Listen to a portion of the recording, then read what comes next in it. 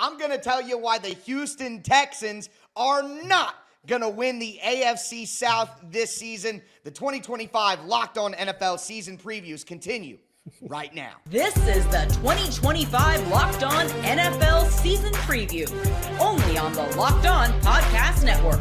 Your team every day. Welcome in, everybody, to the 2025 Locked On NFL season previews. On this episode, we are going to be focused on the AFC South, and we don't care what you have to say. It's the best division in the NFL. Today's episode is brought to you by FanDuel. Football season is right around the corner. Make sure you visit the FanDuel app today and start planning your futures bets. Now, I'm Tyler Rowland, host of Locked On Titans. I'll be your host for the divisional preview. Joining me are my colleagues from the Locked On Podcast Network. Of course, we have the OG, Tony Wiggins from Locked On Jaguars, one half of the excellent Locked On Colts podcast, Zach Hicks, a resident film nerd. And then, of course, we have our main man from the Locked On Texans podcast, Showtime, John Hickman. Everybody, always great to get all the fellas together to break down the season ahead. Absolutely. Today, we're going to take a look at the contenders in the division. We're going to talk about which teams present the biggest challenge in the division, the most improved squads, the best players on all of these teams.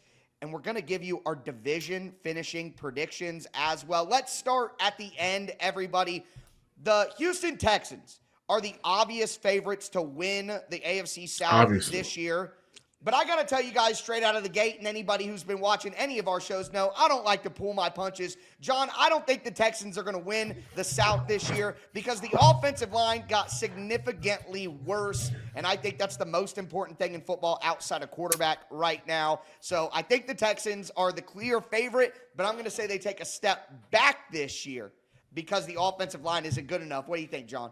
Well, this is a part of the show where I have to kind of duck some of those punches that you're not going to pull and throw some back. And to that offensive line point, I would say to the people who have not watched Locked On Texan podcast or may have not seen how I've talked about the offensive line. Listen, I know that they lost Laremy Tunsil in the offseason, which, by the way, was absolutely needed in terms of the culture that they wanted to set in that offensive line, wanted to be meaner, wanted to be more physical. Laremy Tunsil is one of the top left tackles in the league, but he ain't that, right?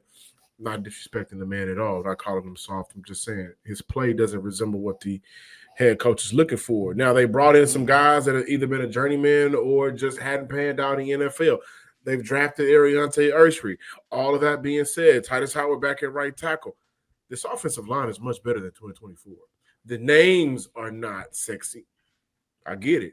It's kind of like you don't see a Beyonce, but you still see a bad one out there. Do I think that they're going to be a top 10 unit? No, I'm not going to say top 10 because top 10, you got some teams that are bringing back their entire offensive line, building on what they had last year. But they're playing with more togetherness, cohesiveness. They're playing physical. This won't be the year that we'll see somebody hit C.J. Stroud, the offensive line, let it happen. They won't get in your face about it this year. They're playing together. They're playing physical, and the scheme fits what they can do well. Won't see a lot of zone runs this year, more duo gap runs, and I think that's going to make it easier for the offensive line to be better than they were in 2024. Does anybody agree with me? Are you guys seeing Houston or anybody seeing Houston get knocked off this year? Yeah, I see them get knocked off, and you know who I think's going to do it. It's going to be the Jaguars, and I'm dead serious about that. I'm not being biased. Don't think for 1 minute I'm just saying this because I'm the host of Locked On Jaguar. I'm being dead serious. I think that's what we're thinking. Yeah, okay. But I will say that there's a lot of newness to the Jaguars, and there's sort of some newness too, as John alluded to the offense and the things that they're going to do. I think those things kind of mitigate each other a little bit, and if you have a champion, a two-time champion that did not make a bunch of wholesale changes on their staff and with personnel, that familiarity would scare me because it's like a dude that doesn't have to shed weight before a boxing match because that's the natural weight that he has all the time. But because they're so new and because they are trying to regain their footing, I know what that feels like. That looks like the Jacksonville Jaguars in 2022 and 2023. It's the same situation, and you keep trying to get back to this thing, this high, when that high was built on shaky ground as it was, because the offensive line ended up going away. And Bobby Slowick ended up being kind of shown as not being that dude that was the next guy like Ben Johnson. So I really do believe that it's all things being even between those two teams. I think the Colts, because of the uncertainty of quarterback, as well as the youth of the Titans, I think it's all about the Jaguars and the Texans. Yeah, I will kind of give some credence to what you guys are saying about like the Houston Texans here, where, like John said, I think this offensive line's a little bit better than what people are expecting, but I think it's more so going to come in the run game than the pass game. I don't really believe them in the pass game yet. I got to see it to believe it when it comes to these guys performing as pass blockers. Because like John said, I mean, Tunsil, for all of his warts, he was still one of the best left tackles in football on that blind side when he was playing. So I do got to see them in pass protection. And I think one thing we're not talking about enough too with the Texans is defense is highly regressible from year to year. And yes, even if you have everything on paper to be a dominant defense for 4 or 5 years straight, or even just 2 years straight, like you're trying to look at with the Texans, things happen and defenses regress and change so much from year to year. And it can be just to random luck. It can be to sporadic things. It's hard to count on defense being a top 5 unit back-to-back seasons. But I will be the one who says that the Texans are probably winning this division. And at the end of the day, it just comes down to quarterback. It really comes down to quarterback here, where Tyler's team has the young kid who's probably not fully ready yet unless he goes on some Jaden Daniels magic run, which might happen. Who knows? We'll see this season. The Colts certainly don't have that guy who can go toe-to-toe with the quarterbacks in this division. No, we don't. I mean, we'll see how many quarterbacks play for the Colts this year will be the big thing here. And CJ Stroud's been there, done that. I know Trevor Lawrence has had some good moments in the past, but recently it just hasn't been at the level of CJ Stroud. And because of that, and because even if I think the Texans defense takes a slight step back this year, it's still like a top 10 defense in football. Still, I mean, their peak is number 1. Their floor is probably still like top 12. Like, they're not going to fall that far off. So I think the Texans are a pretty good team. I think they're going to be the team to beat. Jaguars are probably my number 2 team in the division right now. But I do think it's Texans by a little bit of a margin over the Jaguars. John, let me ask you, since your Texans are the favorite in the division, if you had to pick one of the other AFC South teams that you think may win if the Texans don't win, would you stick with Jacksonville like everybody else, or are you going off the board a little bit? I'm going with Jacksonville simply based on they got the quarterback that at this juncture we have to trust more than Cam Ward, who I like, by the way, and also the 2 guys that's up in Indy. And also I look at Indy, and I think that there may be some internal turmoil going on. This is from the outside looking in. And as much as Cam Ward likes to say he has one of the best receiving corps in the NFL, we know Cap when we see it. Jacksonville, though, they made some moves in the offseason. You get a player like Travis Hunter, I think that he brings an immediate boost to whatever side of the ball he's playing on that drive. I think that they have a little bit more competency as a head coach in the head coaching department. So I like Jacksonville to be better than what they were in 2024. And also I would say I think in a couple of years, this division, the coach can get it right at quarterback, this division will be a lot better than where it is right now. But it's Houston and it's Jacksonville to come take it. You know what I like that John did? John, and this is, we always talk about here on Locked On NFL, how local, how you know more stuff, and because you're in tune. The benefit that John had with Trevor, and I know y'all used to be joking, but I'm gonna be dead serious. In CJ Stroud's rookie year, he was the rave of the league. Yes. The Jaguars went to Houston. John, you saw the game, and Trevor Lawrence said, "Hold my beer." And I think what John probably saw in that one game, and I've seen it more because obviously we watch our own teams every week. But in a game like that, where they were talking about this is CJ Stroud, the hot shot rookie, this is Trevor, the dude that had all of his promise, Trevor Lawrence went in there and slung that thing that day. Yeah. And so when you've seen someone do that in that type of situation, you kind of tell yourself, I don't care what everybody else says. I saw it with my own eyes. Well, I think we're talking about probably the 2 best players in the division. And if they aren't the 2 best players in the division, I certainly think they're probably the top 2 MVP candidates in the division. We'll talk about that. Some top 100 NFL talk. We're just getting started again. Going to talk about the best players in the division. There's some omissions in there, and at least one guy who I think is going to be on that list next season. It's the 2025 Locked On NFL season preview of the AFC South. Do want to let you guys know that today's episode is brought to you by Prize Picks, the daily fantasy platform that lets you turn your fantasy predictions into real rewards. Preseason is already heating up. College football isn't that far behind. Whether you got your eye on a big-name quarterback or a breakout running back, Prize Picks makes it easy to get into the game. We're talking about AFC South. You want to go more on the passing yards for C.J. Stroud. You want to go less on the receiving yards of Tyler Warren. Maybe you want to go more on the sacks of Will Anderson. You can do it all on Prize Picks. They have the flex play option that's a total game changer. Even if you miss one of your picks, you can still double your money. Download the Prize Picks app today. Use the code LOCKEDONNFL to get $50 in lineups after you play your first $5 lineup. That's code LOCKEDONNFL to get $50 in lineups after your first $5 play. It's Prize Picks. Run your game.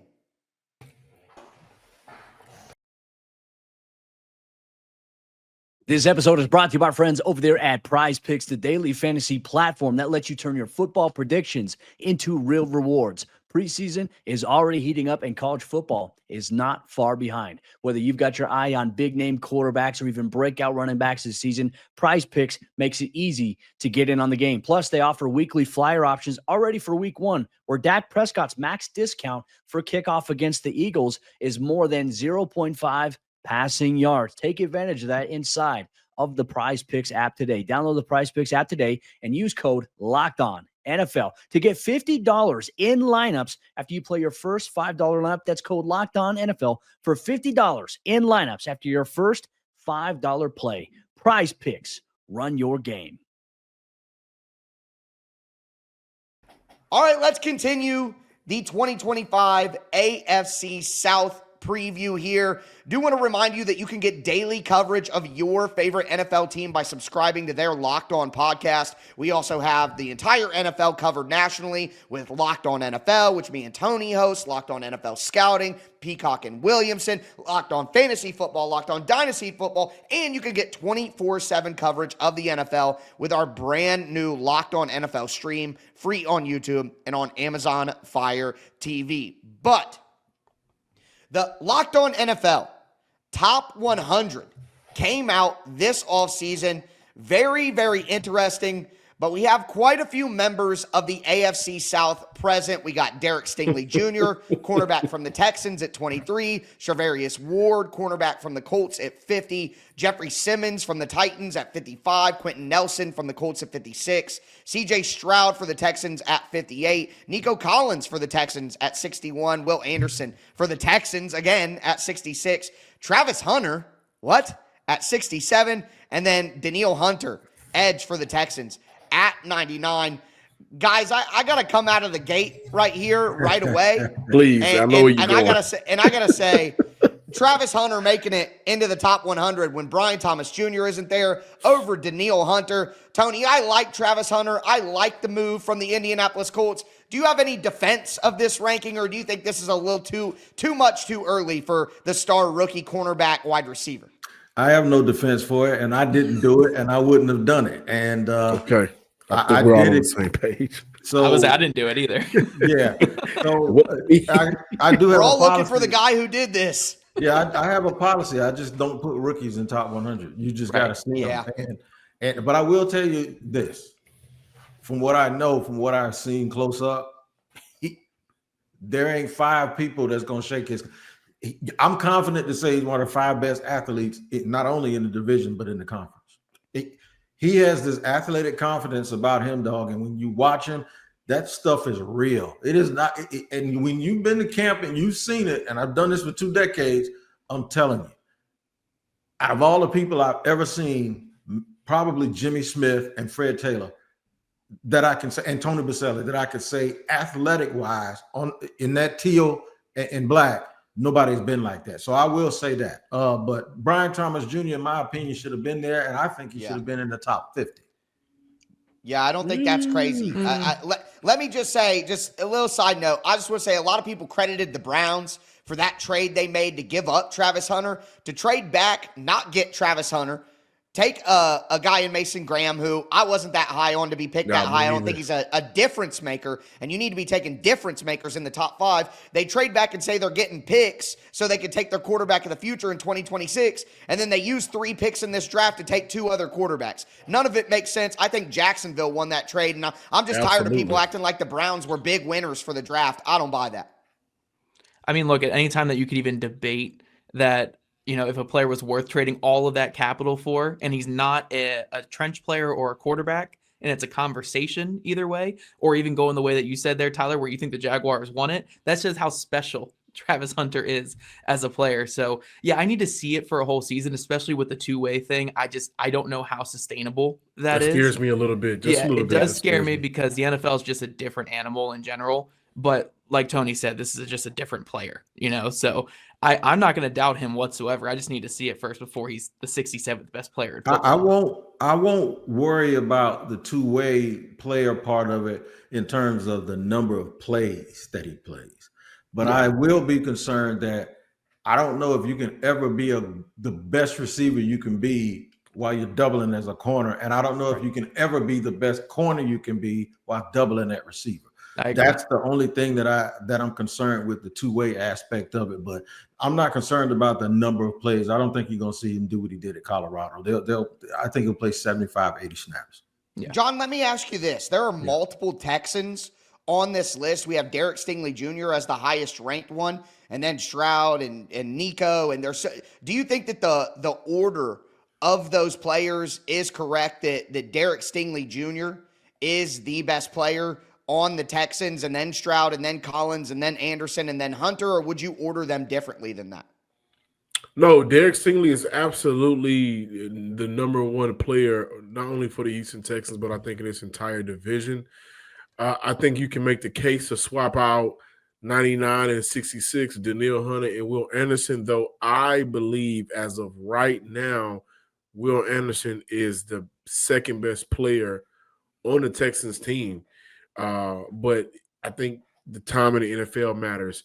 58 at CJ Stroud. Again, I probably would look at having Will Anderson over Stroud right now. He does a great job of getting after the quarterback, but also what people overlook is how well he sets the edge, which is extremely it blows my mind at times because he never loses gap discipline and he never jeopardizes the second or third level of a defense. And sometimes when you got guys that chase sacks, that may jeopardize the secondary or that may jeopardize the linebacking group. He doesn't do that. But I think for the most part, it's okay. Maybe you look at swapping out or maybe bringing up Danielle Hunter. I think at 99 is extremely low for Danielle Hunter, considering, again, Travis Hunter being at 67, which is crazy. But the guys that should be on there for Houston are on there, and Derek Stingley should absolutely be number one. He's the best player in the division. That brings up a great next question because I go to Zach. And you say the guys that are on there for the Texans should be on there. Zach, I'm looking at Quentin Nelson, who is constantly revered and gets the respect that he deserves. But a guy like DeForest Buckner, really good player. I know it, not getting as much love as you. Do you think he should have made this list? I think he was certainly one of the guys that is like an honorable mention or could have been around where Danielle Hunter was. Like, I would take Danielle Hunter over DeForest Buckner as of right now. So if Hunter's sitting at 99, it's tough to make the case for DeForest Buckner. But yeah, I certainly think he's in the conversation there. It's just defensive tackle play has taken off in the NFL. Like, defensive tackle play is at such a high level that a player like Buckner might be the 9th best defensive tackle in football, 10th, 11th best defensive tackle in football. And he's still like a Pro Bowl, or maybe 10 years ago, this caliber that he's playing at would be like an all-pro level guy. Right. But it's just the caliber of defensive tackle. But like John said, I think the 2 Colts guys who got on there are pretty deserving. Travarius Ward, I could have seen an argument for lower because of last year was a down season for him, even though the year before was a truly dominant season. And you don't want to punish a guy too much for, I mean, he went through so much last year with the family and with the injury that happened to him. So it's hard to punish the guy too much for it. So I think that's fine for him. I mean, if I had any complaint, it would just be offensive linemen never get enough love in anything like this. And like a Quentin Nelson being at 56 when he's going to be, I mean, he's going to finish his career with like 10 All Pros and like he's going to be a Hall of Famer and he's a fantastic player. And sometimes we just, it's kind of like the Zach Martin thing too. It's like you kind of neglect players like that over time, but I'm not going to be too pushy here. I mean, Quentin Nelson got on there, Ward got on there. That's the best I could hope for with the Colts right now. Hopefully, y'all can please Quentin Nelson. He wasn't too happy about that quarterback change, man. Yeah, we'll see. We'll see what happens with that. He's been like that for the last couple of years, and we'll see, especially because the Colts are so volatile after the season on what they could do in terms of blowing everything up. It's a conversation for another day, but yeah, I mean, Quentin Nelson, regardless if he finishes his career with Colts, he's going to be in the Hall of Fame one day. So absolutely, I'm glad he's getting his love and getting on that top 100 still in his 7th, 8th season. He's still, all pro second team and getting on those lists like always. I wonder if Quentin Nelson's frustration isn't necessarily that it's not Anthony Richardson, but that he just knows this is going to lead to more change. And as he said, stability is really how you win in the NFL. And hopefully the Titans are able to be stable with Cam Ward, because we talk about omissions. The only guy on the list for the Titans is an interior defensive lineman, Jeffrey Simmons, and he deserves it. But you got to hope that Cam Ward can get on that list. And I know, Tony, you're thinking Trevor Lawrence probably deserved to be on that list after the season ahead. You got to hope that your quarterback can get on there if you want a chance to win in the NFL. So that's what I'm looking for there. But we're talking about, all these talented players in the division, but there's only one team. There's only one team in the division that is the most improved talent-wise this all season. We're going to dive into that next on the 2025 Locked On NFL season preview of the AFC South.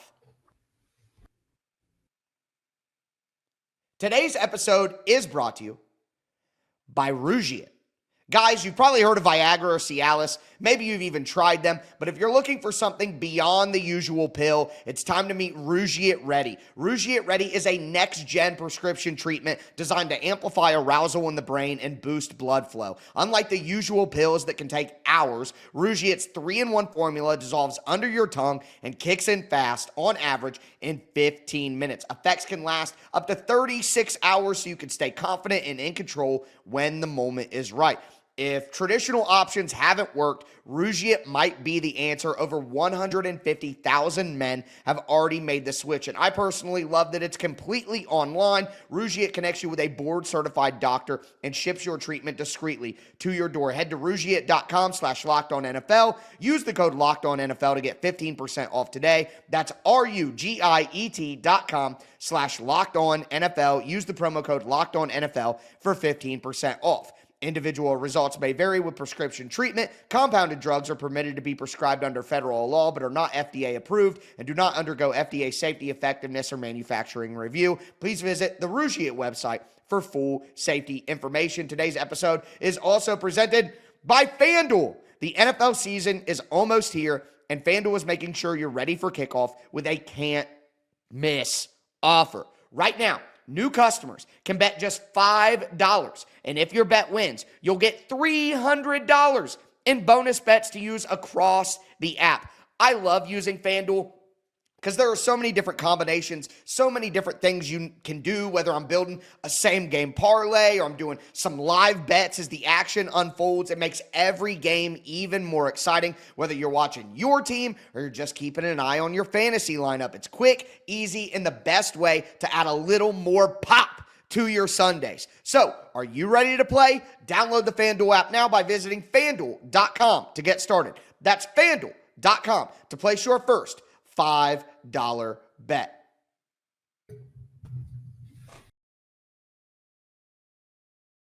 Today's 2025 NFL season preview is brought to you by our friends over there at FanDuel Sportsbook. And as you all know, FanDuel, they are America's #1 sportsbook. And right now, with the NFL season right around the corner, they want to get you in the game with an offer that you simply can't miss, because new users can bet just $5 and win up to $300 in bonus bets if your first bet wins. And you can use that all across the app for NFL season futures. You can even go through what I do on my Sunday morning routine. I like to pull up my phone, go into the FanDuel Sportsbook app, and then I'll go through the morning games. I'll pick all the money lines, and then the primetime slate, I'll go through and I'll do player props and parlay them together inside of FanDuel. That's part of my routine, but FanDuel, once again, wants to make sure if you sign up today as a brand new customer, you bet $5. Your first bet wins. You'll get $300 in bonus bets guaranteed. So make sure you check it out. Are you ready to play? Download the FanDuel app now by visiting FanDuel.com to get started. That's FanDuel.com.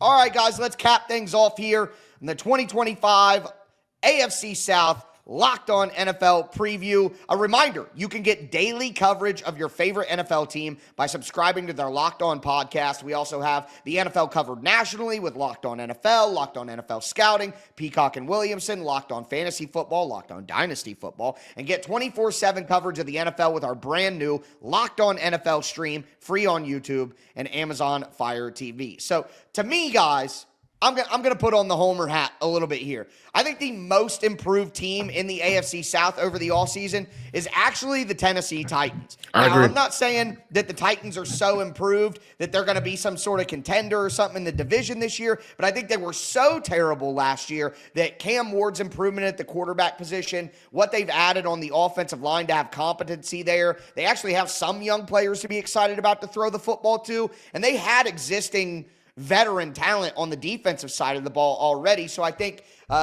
with some of the coaching changes and just the natural additions of talent this year, I think the Titans are actually the most improved, and I don't think that I'm being a homer here.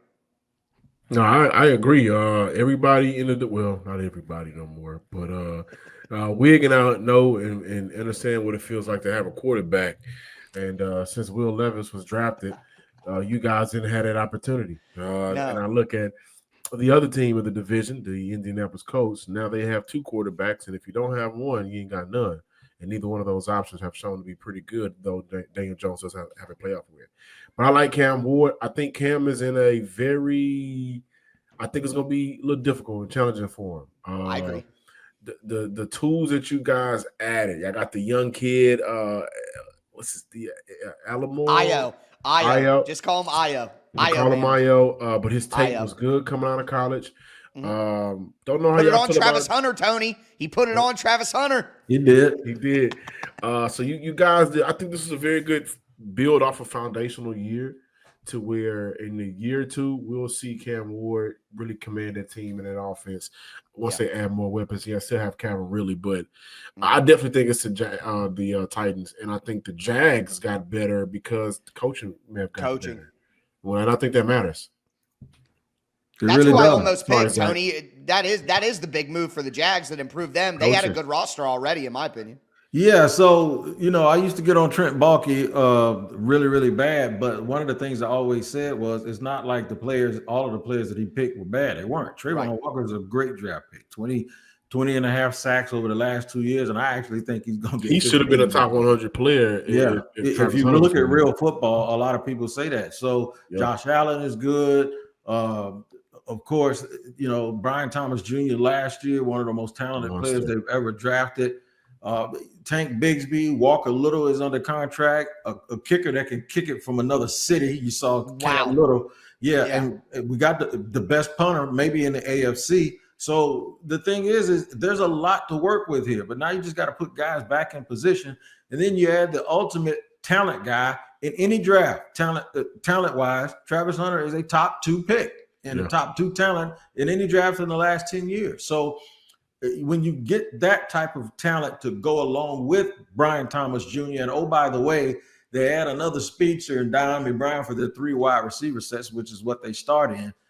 I just think adding Jordan Lewis from Jordan Lewis. Deion Jordan. Yeah, that's that age, right? But Jordan Lewis solidifying that defensive backfield so that Travis doesn't have to go over as much while he's still learning to do 2 things. And then the coaching alignment and putting guys back in position, finding ways to use good football players, whether they fit your system or not. And Trevor Lawrence getting what Liam Cohen calls answers pre-snap. I think instead of watching him play hero ball, you're not going to make it very, very easy for him and harness all of that talent and make him be Clark Kent and only have to be Superman 2 or 3 times a game. That's what Now- the Houston Texans got for C.J. Stroud. Bobby Slowick out the door. It got to a point where everybody nationally was like, what the hell is going on in Houston with the play caller? Nick Haley comes over from 2 systems. And I think we're going to see a lot of New England here in Houston, just dinking it, dunking it, live to survive another down, take the big shot when it's there, but also just giving C.J. Stroud the keys to the car so he can run everything. And then pre-snap, calling out who's the mic, calling out protection and all of that. That gives CJ an opportunity to limit those hits he took from last year. Yeah, 89 unblocked pressures. Good Lord. And then just to get him into a groove. I think he is the best quarterback in the division. I don't necessarily think it was a sophomore slump, albeit numbers matter. But this year, I think once we get to about week 7, 8, or 9, we're going to see a different version of CJ once he's comfortable fully in that offense. So coaching matters. No, on that coaching point, we're talking about Cam Ward and the Titans and all that. Brian Callahan is the biggest mystery with the Titans. Right? Why do we have any reason to believe Brian Callahan is an NFL head coach right now? He seems like a very nice man, very smart guy, but he might just be a scheme guy. You know what I mean? Like, you got to have a little leadership to you too. Now, Zach, I would say he's a nice person. Oh, you know what we're laughing at. See, you see that behind me, the barbershop. Somebody said when somebody starts saying stuff like he's a very nice man, that he is awful at his job. And that's why John picked up on it right away, and we started laughing at the same time. He seems nice, man. He seems like a nice dude. He really does. But Zach, I do want to ask you and try to get this train back on track. The Colts get no love for their improvements. Everybody's worried about the quarterback situation, but the Colts finally added some talent in the secondary. We talked about Charvarius Ward. They had Cam Bynum too. Are you at least happy, satisfied with the improvements they made in other places with this team? Yeah, I mean, I'm going to give some love to my team here. I know ultimately I'm going to say that the Titans probably are the team that got better because the big upgrade from Mason Rudolph. Because they were so bad before. Yeah, Mason Rudolph and no right arm Will Levis with his shoulder or whatever to Cam Ward is a huge upgrade. But when it comes to the Colts, I mean, quite frankly, last year they were an 8-win team with bottom 5 quarterback play across the board, whoever was out there for them, and the 29th ranked defense in football. They were a dreadful football team that mustered out 8 wins, and it wasn't like it was regressible because they were still 7-5 in one score games. So that's not even the most regressible thing there. Like 7-5, even if you flip that, you're still around a 500, just below 500 team.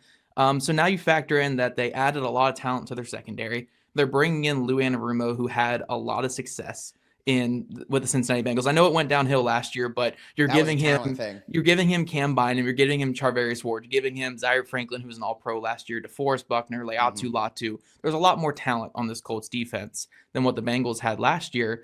And then on offense, you know, the move at quarterback, while Daniel Jones has not been good whatsoever the last couple years, the idea here is you're getting him in a structure that can maybe accentuate him a little bit again, make him the game manager that he was in 2022 when he took the Giants to the playoffs, where, yes, he can use his legs a little bit. He can just play ball control. He's been a lot better with the turnovers in recent seasons than he was in his rookie year, where he racked up those like 30 turnovers in one season. So if you can just get him to be the game manager that like Gardner Minshew was when they went 9-8 in 2023 and, you know, went down to the wire against the Houston Texans that season to make the playoffs. If you just factor in maybe him being that level game manager with Tyler Warren now added to this offense, with the defense not being the 29th defense in football and having an actual unique scheme instead of Gus Bradley's just sit back and tackle. Take cover 3. Yeah. Right. Then I think that the thought process for the Colts is that can be a good enough thing to get them to the playoffs. Ultimately, do I think that? Probably not, but I see that as an avenue that can work for the Colts and be an improvement over last year. It's not going to be as drastic an improvement as like the Titans or the Jaguars might see this year, but I think it could squeak out like 8 wins to 10 wins in a perfect world. I don't think we live in a perfect world, but I think it could go from 8 wins to 10 wins with that type of philosophy of run, control the game, have Lou Anarumo's defense just suffocate quarterbacks and go from there. Zach, you know what my fear is for you guys is especially with how the rest of the team is set up. It's like, when will y'all be bad enough to actually be able to be in that top 4 or 5 pick range to get you a future quarterback? Well, after this season, all the guaranteed money on basically every veteran on the team is up. So if it all crumbles this year, if Jones is just the Daniel Jones we saw the last couple years with the Giants, they can tear every single thing down with this roster. Kenny Moore, Grover Stewart, DeForest Buckner still has money on his deal. But Quentin Nelson's deal is all his guaranteed up. Jonathan Taylor, Michael Pittman Jr., every single one of them, no more guaranteed money on their deals after this year. So they can hit the open market. They can reset this thing. They can really tear it down to the basement, and they can just kind of start anew. But I think, yeah, with the current makeup of this team, it's ready to compete. But, the question we've been asking ourselves is, why was Daniel Jones then the guy you went after if you weren't really interested in starting Richardson this year? Go after a Darnold, go after a Geno Smith. But that's, again, a question for another day. But ultimately, again, they want Jones to be their game manager, squeak into the playoffs, and then go from there. What does that really do for you long-term? I'm not sure, but for short-term success, I guess it can get you a playoff appearance and keep your jobs for another year. But we all know here that we look long-term, and that's probably not the best thing long-term. Well, let's see if people think maybe the Colts can get that done. Real quick, fellas, just your list. We'll go 1 through. Start with John. Your team led the division the last few years, 1 through 4. How do you think the division finishes? I think how it is on the screen right now. So I think it'll be Houston. I think it'll be Jacksonville. I'm going to say it's going to be Indy, but my heart says Cam Ward will muster some wins. I'm going to go with my heart. I'm going to go Houston, Jacksonville, Tennessee, Indianapolis. Tony? I'm going Jacksonville, Houston, and I'm going to actually go with the Colts over the Titans. But what I will say is this. That might not be a good thing, Tyler, because I do think the Titans are going to improve, and I think Cam Ward is the goods. I think they're going to end up making the change at coach. And the Colts will still be stuck in Never Land. They'll be stuck in 6-7 win territory, but you guys will have more blue sky because you'll have a proven quarterback, and then you'll probably be able to go out and pick whoever you want to be your coach. Yeah. Zach? Yeah, I agree with everything Tony just said there, except for they'll be stuck in Never Land at like 7 and 8 wins instead of 6-7 wins with the Colts. But I think that's where I'm at too. I'm going to go Houston, Jacksonville, Indy, Tennessee. And again, I think Callahan's kind of the underlying thing that keeps the Titans at like 5-6 wins this year. But you're going to see great improvement just overall from what their process was last year. Tyler, let me tell you something slick Zach did. Zach said, everybody after next year, all the money's gone, and we'll just break it all down to the studs. You know who's going to be in the draft when he's talking about they're going to be all broke down, right? You know what he's trying to do. No, I know. Yeah. I could see him positioning. Oh, yeah. No Klubnik, way. baby. Cade Klubnik. Let's go. Oh, get out of here. Get out. Right. Hey, anybody but another Manning in Indy. Anything but another play. Manning in Indy. I'm going to tell you who y'all going to be competing with, Zach. New Orleans going to want him to come back home. They're going to be picking number 1. We're going to be picking like 13th. Like, how are we going to even get up there? Like there's no chance. Well, Zach, I have good news for you. If things go the way that I think, you are going to have a chance to be up there because I think Jacksonville wins the division at 10-7. The Texans take a step back and go 9-8.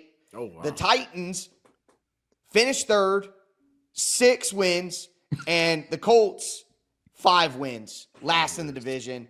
That's my prediction. We'll see what happens. Either way, I am Tyler Rowland from Locked On Titans. John Hickman, Locked On Texans. Tony Wiggins, Locked On Jaguars. Zach Hicks, Locked On Colts. Thank you for listening to the 2025 Locked On NFL season preview with the AFC South. If you want to hear how the other divisions will play out this year, make sure you subscribe to Locked On NFL wherever you get your podcasts. Part of the Locked On Podcast Network. It's your team every day.